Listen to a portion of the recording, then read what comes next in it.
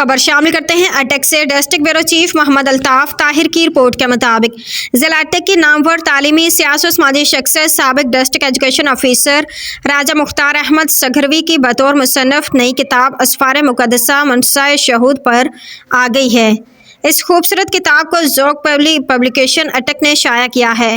اسفار مقدسہ ایک ایسا تحریری سفر نامہ ہے جس میں مصنف نے اپنی روحانی و جذباتی تجربات کو بیان کیا ہے جنہوں نے مکہ، مدینہ، ایران، عراق اور شام کے مقدس مقامات کی زیارت کے دوران محسوس کیے۔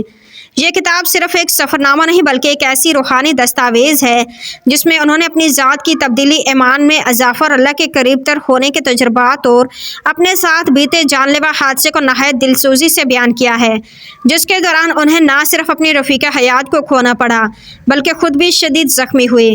راجہ مختار احمد سگھروی کی شاعری کی کتاب بھی زیر تکمیل ہے جو اٹک کے شعری حلقوں میں جلد ایک خوبصورت اضافہ ہوگی۔